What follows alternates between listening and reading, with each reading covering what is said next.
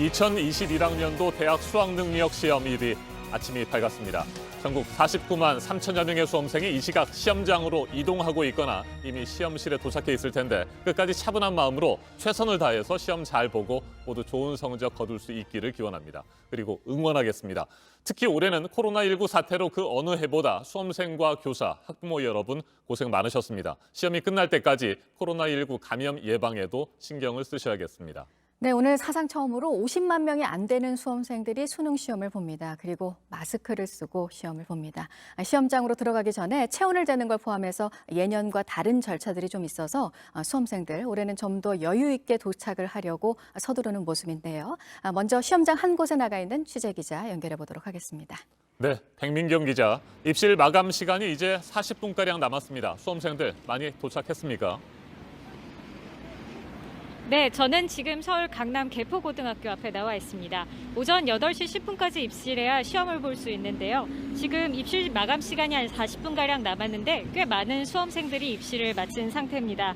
시험장에 도착한 수험생들은 저 교문 앞을 통과해서 정문 근처에서 체온을 측정하고 체온에 이상이 없는 한은 수험표에 쓰여 있는 고사장으로 들어가게 됩니다. 제가 새벽부터 나와 있었는데 오늘 오전 일찍 수험장에 도착한 수험생 목소리 직접 들어보겠습니다. 차가 밀릴까 봐 걱정된 것도 있고 다른 학생들보다 좀 더 일찍 가서 교실을 파악하고 마음을 다 가다듬는 게 좋을 것 같아서 조금 더 일찍 왔어요. 네, 지난해까지만 해도 이 시각 정도면 시험장 앞에서 재학생 후배들의 노래도 부르고 선배 수험생들을 응원하는 모습을 볼 수 있었는데 오늘은 역시 코로나19 때문에 그런 모습을 찾아보기 어렵겠군요. 네, 올해는 분위기가 많이 다릅니다. 보시다시피 교문 앞이 다소 썰렁한데요. 수능 감독관 차량과 수험생들이 정문을 통과할 뿐 재학생이나 응원 문구는 보기 어려웠습니다. 학부모들도 교문 앞에서 학생들을 내려줄 뿐 차에서 내리는 일도 드물었습니다. 방역당국에서 이번에는 교문 앞에서도 사회적 거리두기와 방역 지침을 지켜달라고 당부했고 교육부도 올해만큼은 재학생들의 응원전 가급적 자제해달라고 부탁했습니다. 다소 썰렁하지만 보다 차분한 분위기에서 오늘 시험이 치러질 걸로 보입니다. 네, 수능 시험을 앞두고 안타깝게도 코로나19에 감염된 수험생이 전국적으로 37명이나 됩니다. 자가격리 대상자도 430명에 이르는데 이들 중 일부는 시험을 치르지 않고요. 나머지 학생들은 모두 별도로 마련된 시험장에서 시험을 치르게 되는 거죠. 네, 오늘 교육부에 따르면 수능에 응시하는 확진 수험생은 35명, 또 자가격리 수험생은 404명이라고 밝혔습니다. 확진자와 자가격리자, 또 일반 수험생과 오전에 갑자기 증상을 보이는 수험생 이렇게 네 가지로 나눠서 시험을 보기 때문에 수험장 수도 크게 늘었습니다. 수험생이 들어가는 시험실은 3만여 곳으로 1만여 곳이 늘었습니다. 시험 시간 내내 마스크를 써야 하고 또 망사형이나 밸브형 마스크는 쓰면 안 됩니다. 열이 난다면 KF80 이상의 마스크를 써야 합니다. 쉬는 시간마다 환기를 하게 되는데요. 그 때문에 약간 따뜻한 옷들을 준비하시는 게 좋습니다. 시험장마다 방호복을 입은 시험 감독관들이 배치되고 혹시 모를 감염 위험에 대비하고 있습니다. 올해는 코로나19 때문에 수능 시험이 예전보다 2주 미뤄졌습니다. 이 때문에 어김없이 오늘도 수능 한파가 찾아왔습니다. 지금 어떻습니까? 많이 춥죠? 네, 매년 11월 셋째 주나 늦어도 넷째 주에 수능이 치러졌었는데 올해는 코로나19 때문에 2주가량 미뤄졌습니다. 수능 한파라는 말처럼 수능 때는 유난히 날씨가 추운데요. 올해 실제로 날씨가 추웠습니다. 오늘 서울 최저 기온은 영하 2도, 파주는 영하 6도였고 어제보다 2, 3도가량 기온이 낮은데 바람이 강해서 체감 온도는 3, 4도가량 더 낮다고 합니다. 아까는 굉장히 추웠는데 지금은 조금 날이 풀린 상태입니다. 네. 혹시라도 말이죠. 입실 마감 시간 8시 10분까지 시험장에 도착하는 것이 어려울 것 같다. 이런 수험생들은 어떻게 하는 것이 좋습니까? 네, 말씀드렸다시피 오전 8시 10분까지 입실을 해야 시험을 볼 수 있는데요. 혹시라도 늦을 가능성이 있다면 긴급 수송 차량을 이용하는 게 좋습니다. 서울시가 700대 정도를 준비해 놓고 있는데요. 주요 지하철역이나 버스 정류장 근처에 수험생을 위한 차량이라는 알림이 붙어 있습니다. 오늘만 특별히 택시 운행 제한을 풀면서 평소보다 택시도 2만 대가량 더 운영됩니다. 코로나19로 자가격리 중이거나 이동이 어려운 수험생들은 전담 구급대를 이용할 수 있습니다. 오늘만큼은 긴급한 상황에서 여러 가지 대책이 마련되어 있기 때문에 적극적으로 이용하시는 게 좋겠습니다. 지금까지 강남 개포고등학교 앞에서 JTBC 백민경입니다. 수능 시험을 하루 앞둔 어제 대전에서 수능 감독관을 맡을 예정이던 교사 한 명이 아들과 함께 코로나19에 감염된 것으로 확인됐습니다. 교육당국은 확진 판정을 받은 교사는 물론이고 해당 교사와 접촉한 다른 교사 18명까지 19명의 수능 감독관을 긴급 교체했습니다. 박지윤 기자가 보도합니다. 대전시 유성구에 사는 30대 남성 교사와 그의 아들이 어제 코로나19 양성 판정을 받았습니다. 이들은 지난달 30일 체온이 상승해 어제 선별 진료소를 찾았는데 확진됐습니다. 대전의 한 고등학교에 재직 중인 확진자는 수능 감독관으로 배정돼 있었습니다. 방역당국은 해당 교사와 접촉한 다른 교사들도 모두 수능 감독 업무에서 배제시켜달라고 대전시 교육청에 요청했습니다. 교육청은 확진자와 접촉한 교사 18명을 확인했습니다. 이어서 19명 모두 수능 감독 업무에서 제외했고 예비 감독관을 투입하기로 했습니다. 해당 고등학교는 수능 시험장으로 지정돼 있습니다. 방역 작업은 완료돼 수능 시험은 예정대로 진행됩니다. 전국 곳곳에서 수험생 확진도 이어졌습니다. 서울 구로구의 고등학교에서 엿새 전에 1학년 학생이 확진된 뒤에 8명이 감염됐는데 이 가운데 고3 수험생도 포함됐습니다. 방역 수칙을 준수하였으나 학생 간 1m 거리 유지가 어렵고 지난달 27일에는 전남 여수의 마이스터고 3학년 학생이 확진됐습니다. 같은 날 세종시 고3 학생도 양성 판정을 받았습니다. JTBC 박지윤입니다. 대전지검이 월성원전 1호기 관련 내부 자료들을 대량으로 삭제하도록 지시하거나 묵인 방조한 혐의를 받고 있는 산업통상자원부 공무원 3명에 대해 사전 구속영장을 청구했습니다. 공용 전자기록 등 손상과 감사원법 위반 혐의입니다. 그런데 이 같은 영장 청구가 윤석열 검찰총장의 직무 복귀 하루 만에 이루어지면서 다양한 해석을 낳고 있습니다. 더불어민주당은 명백한 정치 수사라는 입장문을 발표했고 국민의힘은 검찰이 정당하게 소임을 다하고 있다고 반박했습니다. 조소희 기자가 보도합니다. 월성 1호기 경제성 평가 조작 의혹을 수사하고 있는 대전지검이 산업통상자원부 공무원 3명에 대해 공용 전자기록 등 손상과 감사원법 위반 혐의로 사전 구속영장을 청구했습니다. 윤석열 검찰총장이 복귀하자마자 이를 승인한 것으로 보입니다. 산업부 에너지 담당 국과장급 공무원인 이들은 지난해 11월 감사원의 자료 제출 요구 직전에 월성 1호기 관련 자료 삭제를 지시하거나 이를 묵인하고 방조한 혐의 등을 받고 있습니다. 지난달 윤석열 총장은 이두봉 대전지검장과 직접 통화하며 이 수사를 꼼꼼히 챙겼습니다. 윤 총장의 직무가 정지된 이후엔 대검에서 사전 구속영장을 승인하지 않고 붙잡고 있었다는 의혹도 제기됐습니다. 산업부 공무원 3명에 대한 구속영장이 발부되면 수사에도 속도가 붙을 전망입니다. 민주당은 어젯밤 입장문을 내고 정부의 정당한 원전 정책에 대해 검찰이 정치적 수사를 하고 있다며 검찰 조직이 정치적 중립을 잃어버리고 무모한 행위를 하고 있어 유감스럽다고 밝혔습니다. 반면 국민의힘은 헌법에 보장된 감사원의 감사권을 무시하고 감사를 방해하려 한 국기문란 행위에 대해 검찰이 정당하게 그 소임을 다한 결과라고 주장했습니다. JTBC 조소입니다.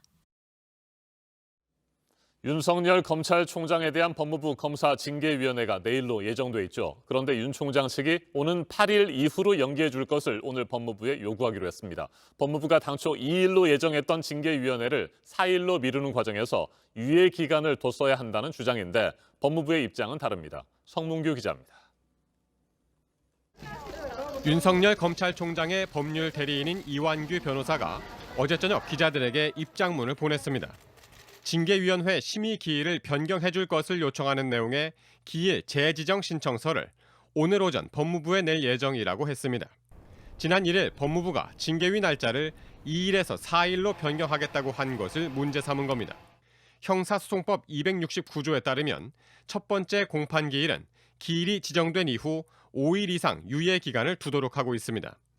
윤 총장 측이 법무부로부터 어제 징계위 기일 변경 통지서를 받았기 때문에 오는 8일 이후에야 징계위를 열 수 있다는 설명입니다. 이에 대해 법무부는 지난달 24일 징계 청구서 부본을 송부했기 때문에 문제가 없다는 입장입니다. 하지만 이 변호사는 징계위는 재판과 동일하게 법 조항이 적용된다면서 유예 기간은 기일이 지정됐다 변경된 경우에도 적용이 가능하다고 강조했습니다. 그러면서 오늘 제출하는 재지정 신청서에는 변경 날짜를 구체적으로 명시하지는 않을 것이라고 덧붙였습니다. 한편 이 변호사는 법무부에 요청한 징계위원 명단 정보 공개가 거부됐다고 밝혔습니다. 앞서 윤 총장 측은 심재철 법무부 검찰국장과 신성식 대검 반부패 부장 등 윤 총장 측에 비판적인 목소리를 내온 인사들이 징계위원으로 거론되자 법무부에 명단을 요구했습니다. 윤 총장 측은 이들이 징계위원으로 참여하면 심의 당일 현장에서 징계위에 기피 신청을 할 계획입니다. JTBC 성문규입니다.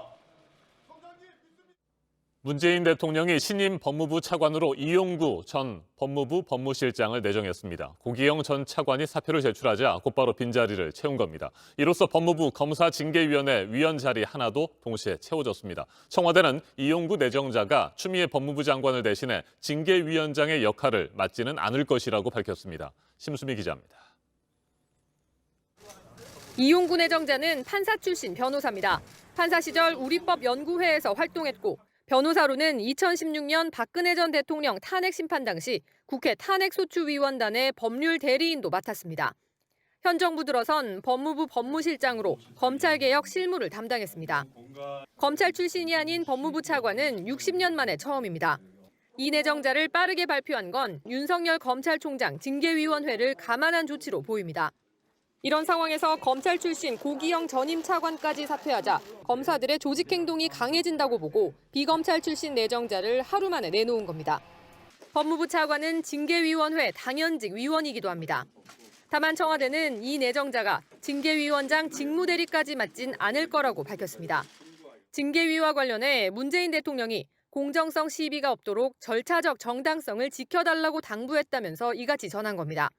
차관 인사단행이 청와대가 윤 총장 징계위를 견인하려는 의도에서 한 게 아니란 점을 대외적으로 강조한 겁니다.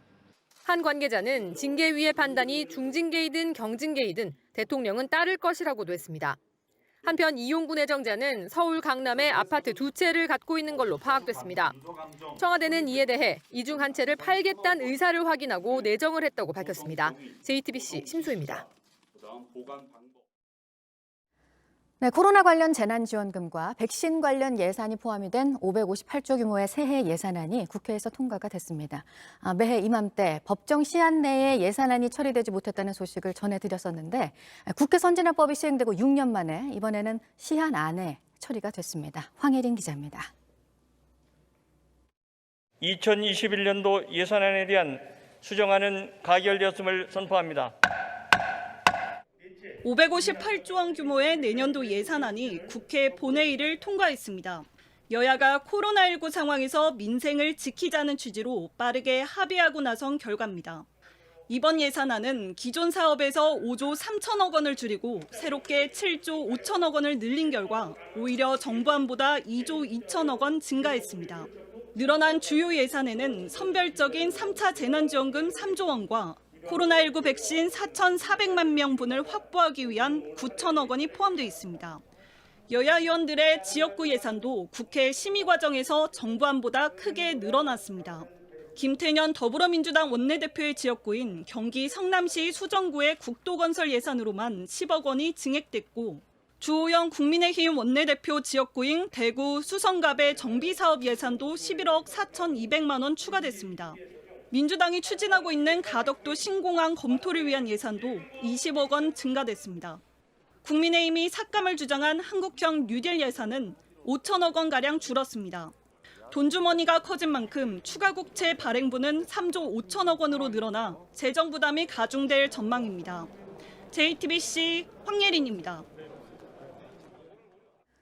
바이든 미국 대통령 당선인의 앞으로의 계획 가운데는 이란 핵 합의를 복원하려는 구상도 포함이 돼 있는데요. 하지만 중동 정세가 또다시 흔들리고 있습니다. 이란 핵 과학자가 암살이 된 사건이 얼마 전에 있었는데 그 배후에 이스라엘이 있다는 소식이 전해졌는데요. CNN이 트럼프 행정부 고위 관리의 말을 인용해서 보도한 내용입니다. 워싱턴 임종주 특파원입니다. 이란 최고 핵과학자 암사 사건 배후에 이스라엘이 있다.